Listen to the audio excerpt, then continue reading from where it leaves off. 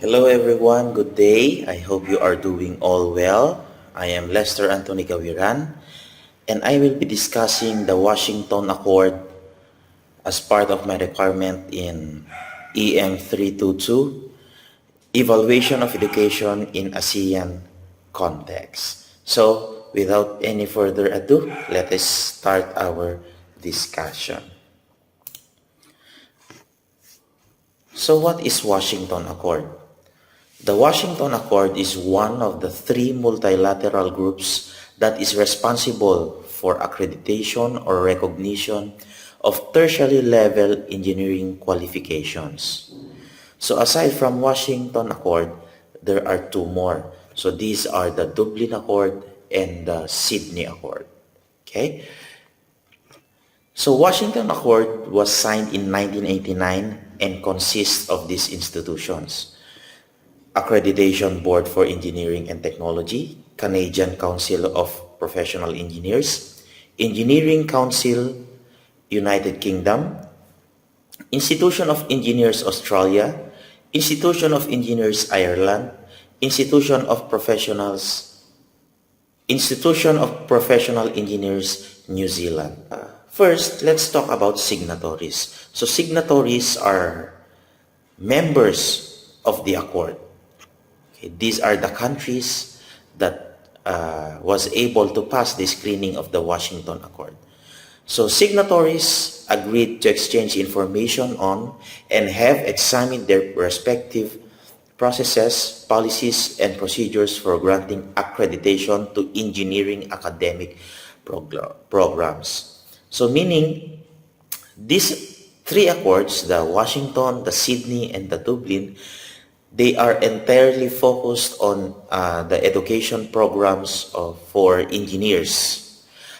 So accreditation of engineering academic programs is a key foundation for the practice of engineering at professional level. So since the signatories of 1989, many more have joined. So the Institution of Engineers joined in 1995. The Engineering Council of South Africa joined in 1999. Accreditation Board for Engineering Education joined in 2005. Institution of Engineers Singapore joined in 2006. Taipei Institute of Engineering Education Taiwan, and Accreditation Board for Engineers Education of Korea. Next, Board of Engineers Malaysia, MUDEC, or the Association for Evaluation and Accreditation of Engineering Programs, AEER, Association for Engineering Education of Russia, the NBA, or the National Board of Accreditation India, and then the Institution of Engineers in Sri Lanka. There are many more who joined. We also included the Chinese, they also included the Chinese Association for Science and Technology, the ICASIT, or the Instituto de Calidad e Acreditación de Computación Ingeniera y Tecnología. Now, what does accord mean? So accord means to grant. They have the power to grant institutions for those who are performing well, or those who meet, those institutions that meet the criteria. Now, the three accords are committed to the development and recognition of good practice in engineering education. So there are three foundation documents of the accords: governance, rules and procedures, and guidelines. Now, before we proceed any further, I want us to know the different rules and procedures, and also the definitions and interpretations that is the same in all the three accords. Now, accreditation means the acknowledgement by a competent agency that the program meets applicable criteria as a result of an evaluation process. Next, agreement or participant. It is either a signatory or an organization holding provisional status. So what is provisional status? In this vocabulary or the definitions, we will be discussing it. The third is the applicant. Applicant is an organization that has applied for provisional status within an accord to be recognized as the authority's accrediting agency for the jurisdiction they represent. Any such organizations must be independent of the academic institutions delivering accredited or recognized programs within their jurisdiction. So meaning, a university, a polytechnic, or a college cannot apply as a signatory. Okay? So it must be separate. It must be separate from educational institutions. Next, it must be independent of the educational institutions. Assessment. The process by which an organization with provisional status is evaluated to determine whether the requirements to be a signatory are met. So it is a process. Next, assessor. Assessor is a person nominated by a signatory and appointed by the committee to the assessment team that visits and reports to the signatories on the substantial equivalency of the accreditation recognition system of an organization with provisional status as part of the evaluation of the applicant's progression towards becoming a signatory. So, assessor.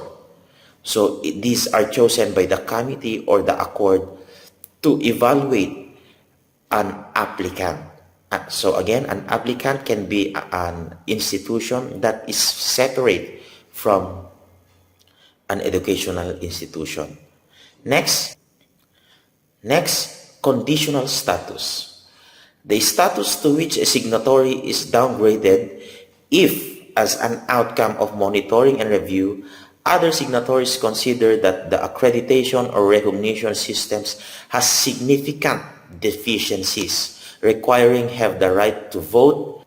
Organizations holding conditional status do not have the right to vote, and the benefits to graduates for the years during which conditional status is in place are suspended. So meaning conditional status, these are the institutions or the organizations that has failed to meet the certain requirements during the annual evaluations.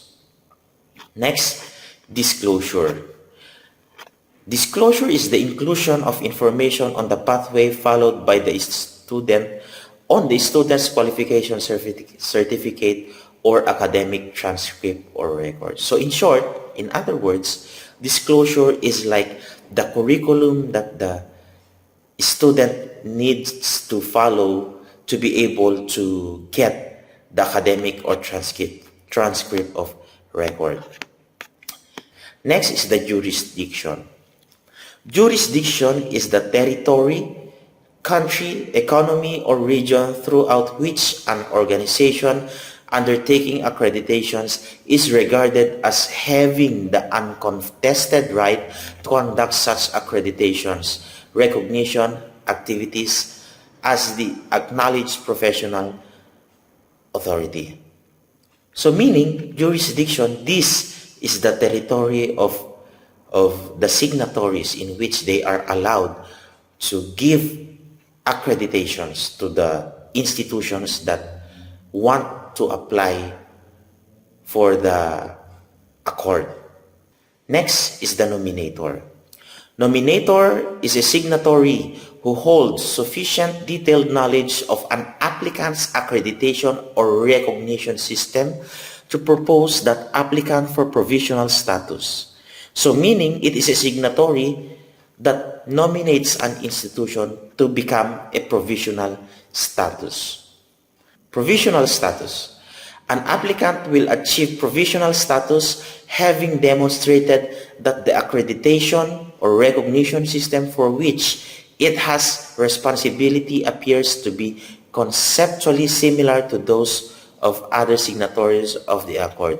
Meaning, you will have a provisional status when you have a curriculum or a program that is very similar to that of the accords. Review is also known as monitoring. So what is this? It is the process by which an existing signatory's accreditation or recognition system is evaluated by other signatories to ensure that the standards and systems are still substantially equivalent to those other signatories. There are two stages of membership. That is the provisional status and eventually becoming a signatory. So, there are guidelines to assist in evaluation of applicants for provisional status. Number one, the signatories to the accord must be authorities, agencies, or institutions which are representative of the engineering community and which have statutory powers or recognized professional authority for accrediting programs designed to satisfy the academic requirements for admission to practicing status, like licensing, registration, or certification within a defined jurisdiction. So jurisdiction is the country, economy, or geographical region. Number two, any such authority, agency, or institution must be independent of the educational providers delivering accredited programs within jurisdiction. Now, what does this mean? So, the accrediting party, the signatory or the provisional status, must be a separate entity. They must be separate from educational institutions giving engineering education. Number three, an accreditation recognition system must be in place with well-documented accreditation, recognition procedures, and practices.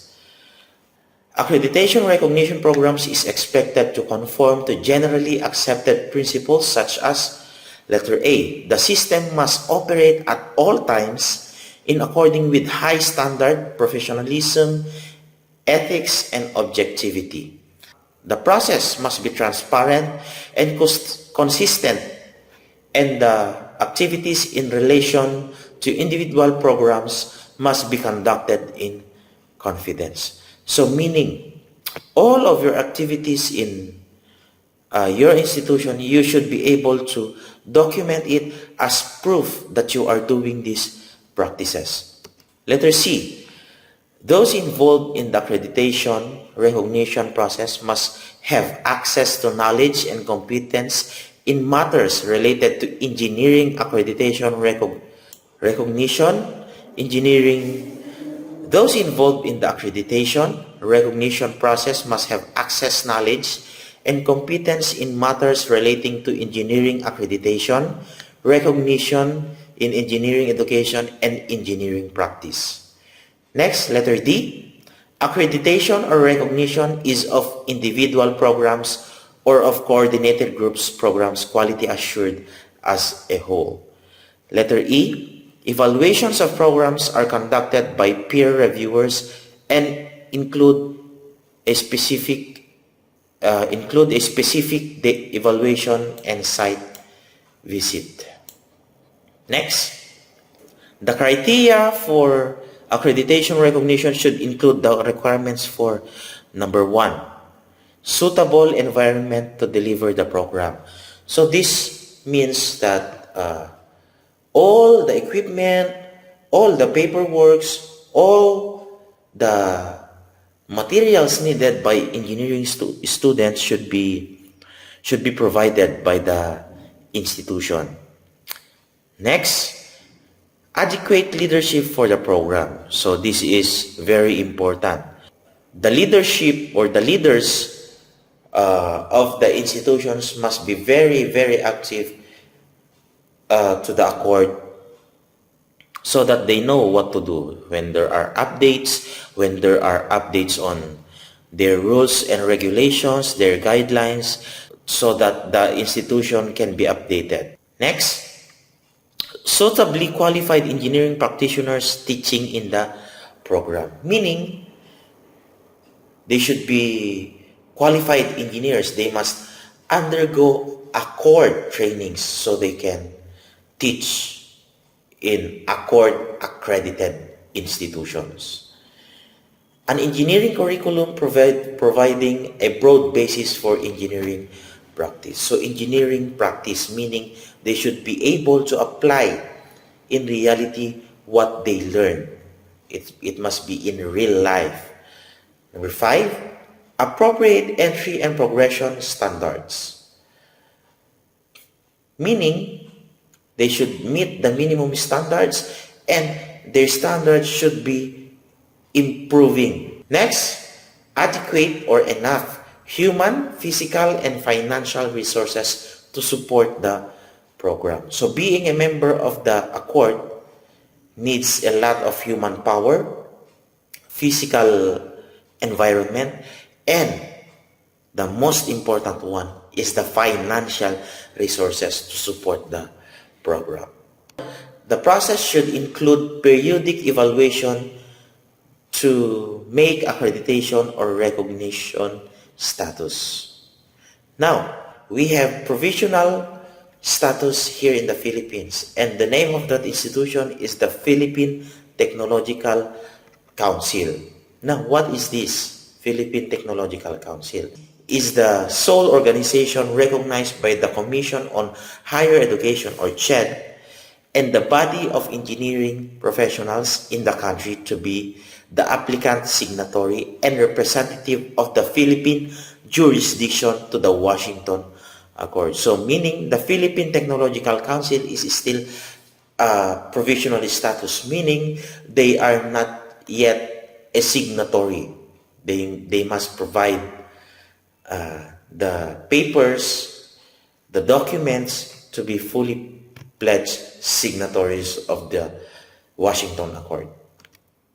Now, the PTC developed its certification and accreditation system for engineering education, or the CASI, which it implemented for the assessment and evaluation of engineering programs in the country since 2012.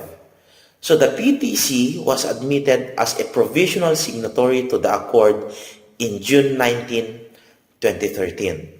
During the IEA, so IEA means International Engineering Alliance, meetings in Seoul, South Korea. Since the establishment of its accreditation system and the accrediting organizations, the Accreditation and Certification Board of Engineering and Technology, or PTC ACBET, and the Engineering Accreditation Commission, or EAC, PTC has accredited a number of engineering programs in various institutions of tertiary engineering education in the country. Now, what is the benefit, or what are the benefits in becoming a signatory? So the Washington Accords provide and build mutual recognition for certified engineering degree programs given by the agencies. Next, the Accord also helps to establish specific standards, professional engineering and qualification, and education across the member agencies. So meaning when you are a member of the Accord, you graduated from an institution accredited by an Accord, don't need to question the qualification that you have. Next, the signatory members of the Washington Accord grant the graduates of mutual accredited engineering programs the same privileges, recognition, and rights. So meaning, if you are a member of the different accords, you are enjoying the same rights, the same privileges that is given by the accords. These provisions help in the desired mobility of graduation between the member countries of the accord and open new doors of opportunities for the graduates. Meaning, countries included in those accords, you are free to travel. Okay? Opening new doors of opportunities. You can work there. Lesser questions asked because you are a member of the Washington Accord.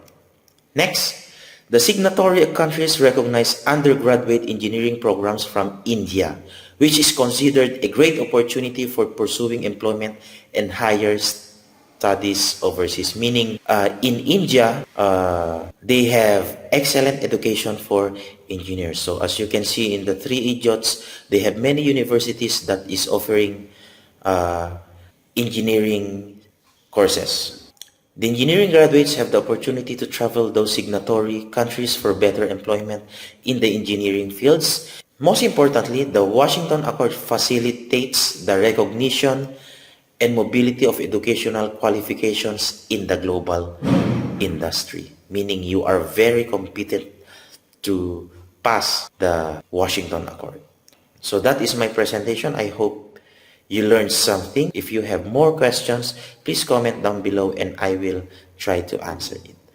Thank you and have a good day. Bye.